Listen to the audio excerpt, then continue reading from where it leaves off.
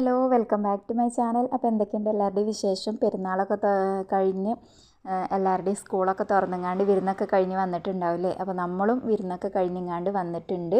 Back to റൊട്ടീനാണ് കേട്ടോ ഇന്നത്തെ video എന്ന് പറയുന്നത്. അപ്പോൾ ആരോ കമൻറ്റിൽ ചോദിച്ചിട്ടുണ്ടായിരുന്നു, വീട്ടിലൊന്നും പോയില്ലേന്ന്. വീട്ടിൽ പോയി 2 ദിവസം നിന്ന് പിന്നെ തിരിച്ച് വന്നിട്ടുണ്ട് കേട്ടോ. നമ്മളുടെ വീട്ടിലോട്ട് തന്നെ തിരിച്ച് വന്നിട്ടുണ്ട്. ഇവാക്ക് ഫ്രൈഡേ ആണ് എന്താ പറയുക സ്കൂള് സ്റ്റാർട്ട് ചെയ്തിട്ടുള്ളത്. അപ്പോൾ നമ്മൾ വ്യാഴാഴ്ച തിരിച്ച് വന്നിട്ടുണ്ടായിരുന്നു കേട്ടോ. അങ്ങനെ ഇന്നിപ്പോൾ ഇത് വെള്ളിയാഴ്ചക്കത്തെ വ്ളോഗാണ്. അപ്പോൾ അത് സ്കൂളുള്ള ദിവസമാണ് കേട്ടോ.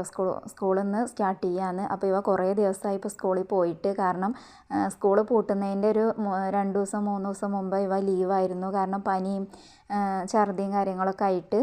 എൻ്റെ വീഡിയോ സ്ഥിരമായിട്ട് കാണുന്നവർക്ക് അറിയാൻ പറ്റും കേട്ടോ.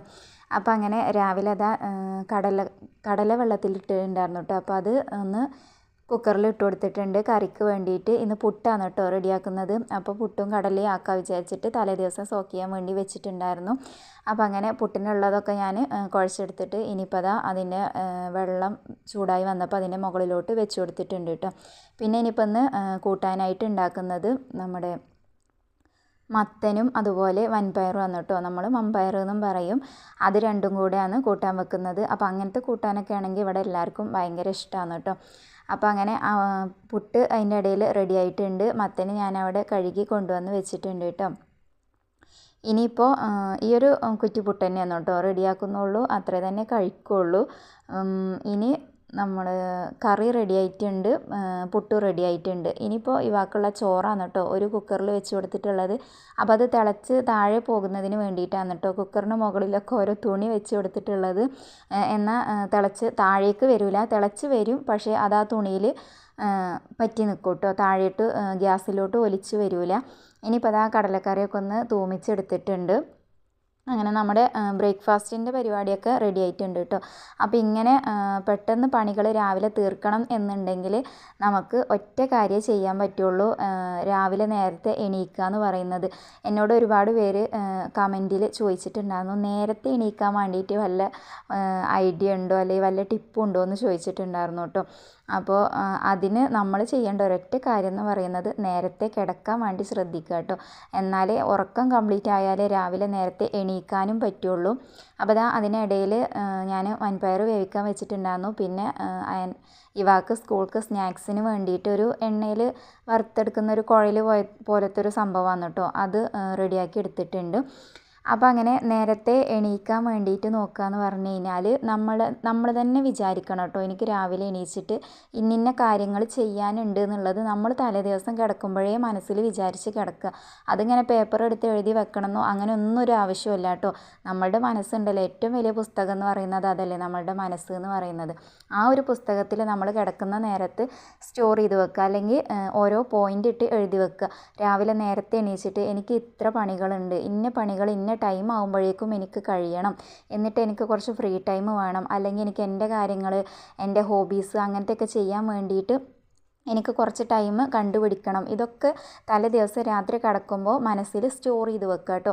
ആ ഒരു മെൻറ്റാലിറ്റിയോട് തന്നെ കടന്നു കഴിഞ്ഞാൽ രാവിലെ എന്തായാലും നമുക്ക് ആ ഒരു സമയത്ത് ഇനിയിപ്പോൾ അലാറം അടിക്കുന്ന ടൈമിൽ നമ്മൾ ആ അലാറം ഓഫ് ചെയ്യുകയാണെങ്കിലും എനിക്ക് എങ്ങനെയാണ് കേട്ടോ, ആ അലാറം ഓഫ് ചെയ്യുന്ന ടൈമിൽ ഇന്നലെ ഇങ്ങനെയൊക്കെ വിചാരിച്ചിരുന്നു അതല്ലേ ഇതൊക്കെ ചെയ്യണ്ടേ എന്നുള്ള ആ ഒരു കാര്യം ആലോചിച്ച് ഞാൻ പെട്ടെന്ന് ചാടി എണീറ്റ് അങ്ങനെ എണീച്ച് പോരാറാണ്.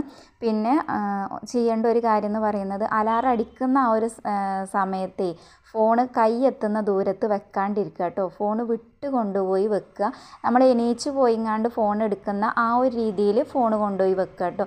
എന്നാൽ നമുക്ക് കൃത്യമായിട്ട് നമുക്ക് എണീച്ച് പോകുമ്പോൾ എന്താ പറയുക, നമ്മുടെ ഉറക്കവും കാര്യങ്ങളൊക്കെ പോകുമല്ലോ ബെഡിൽ നിന്ന് എണീച്ച് പോയി കഴിഞ്ഞാൽ. അപ്പോൾ അതിന് വേണ്ടിയിട്ട് ശ്രദ്ധിക്കുക, ഫോൺ അടുത്ത് വെക്കാണ്ടിരിക്കുക കേട്ടോ. അപ്പോൾ ഇത്രയും കാര്യങ്ങളൊക്കെ ഒന്ന് ശ്രദ്ധിച്ചാൽ മതി. എന്നാൽ നിങ്ങൾക്ക് പണികളും പെട്ടെന്ന് തീർക്കാൻ പറ്റും.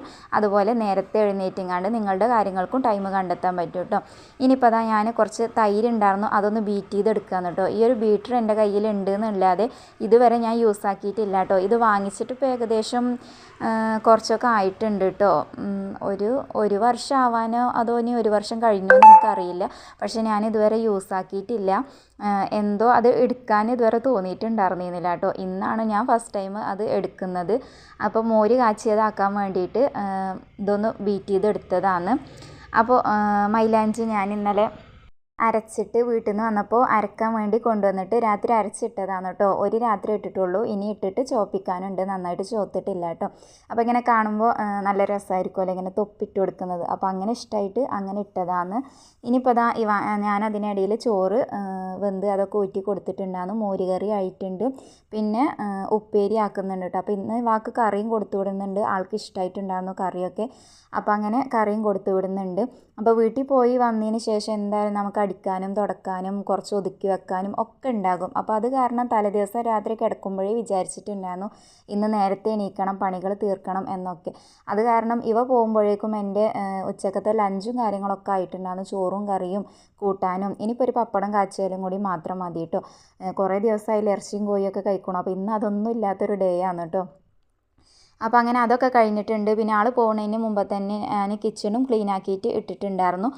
മുറ്റം അടിക്കൽ കഴിഞ്ഞിട്ടുണ്ടായിരുന്നു കേട്ടോ. പിന്നെ ഇവ പോയതിന് ശേഷം എനിക്കുള്ള പണി എന്ന് പറയുന്നത് അലക്കാനുള്ളതൊന്ന് മെഷീനിലിടണം, അല്ലെങ്കിൽ ടൈം ഉണ്ടെങ്കിൽ കല്ലിൽ അലക്കും, മഴയൊന്നും ഇല്ലയെന്നുണ്ടെങ്കിൽ അല്ലെങ്കിൽ മെഷീനിലിടും കേട്ടോ. പിന്നെ ഉള്ളത് അടിച്ചു വാരാനും തുടക്കാനുമാണ്. കാരണം 2 ദിവസമായല്ലോ വീട് അടച്ചിട്ടിട്ട്, അപ്പോൾ പൊടിയും കാര്യങ്ങളൊക്കെ ഉണ്ടാകും. അപ്പോൾ ഒന്ന് നല്ലപോലെ ഒന്ന് അടിച്ചു വാരി തുടക്കണം. അപ്പോൾ അത്രയും പണികളുള്ളൂ കേട്ടോ. എന്നാലും നമുക്ക് എന്തായാലും ഇവ ഒരു 9:15 9:30 ആ ഒരു ടൈം ആകുമ്പോഴേക്കും ഇവ പോകും. പിന്നെ ഒരു എന്തായാലും നമുക്കൊരു 10:30 11 മണിയാകുമ്പോഴേക്കും നമ്മുടെ അലക്കലും അതുപോലെ തന്നെ അടിക്കലും തുടക്കലും നമ്മുടെ കുളിയും എല്ലാം അതും കഴിക്കാൻ പറ്റും കേട്ടോ. ഇനിയിപ്പോൾ അത് അടിച്ചുവാരി തുടക്കാൻ നിൽക്കുന്നതിന് മുമ്പ് ഞാൻ ബെഡ്റൂമൊക്കെ ഒന്ന് സെറ്റാക്കി ഇടുകയാണ്. അങ്ങനെ അലങ്കോലമായിട്ടൊന്നുമില്ല, എന്നാലും ജസ്റ്റ് ഒന്ന് റെഡിയാക്കി എടുക്കുകയാണ് കേട്ടോ.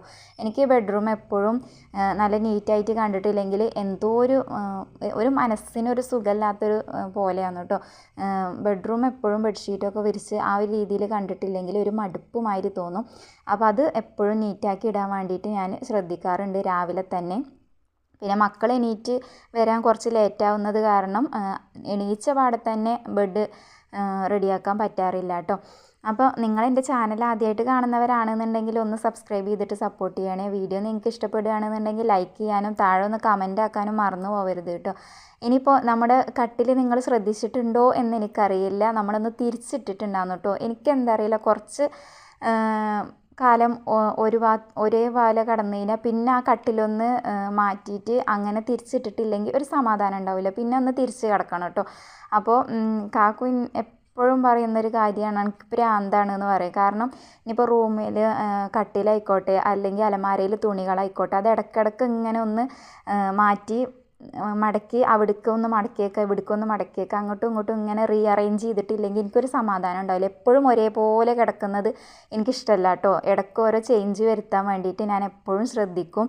അപ്പോൾ അതിന് വേണ്ടിയിട്ട് കാക്കു എപ്പോഴും പറയാറുണ്ട് എനിക്ക് ഭ്രാന്താണ്, എൻ്റെ പോലത്തെ ഭ്രാന്ത് ആർക്കും ഉണ്ടാവില്ല എന്നൊക്കെ പറഞ്ഞിട്ട്. അങ്ങനത്തെ വല്ല ഭ്രാന്തുള്ളിലുണ്ടെന്നുണ്ടെങ്കിൽ താഴെ ഒന്ന് കമൻ്റ് ആക്കണം കേട്ടോ.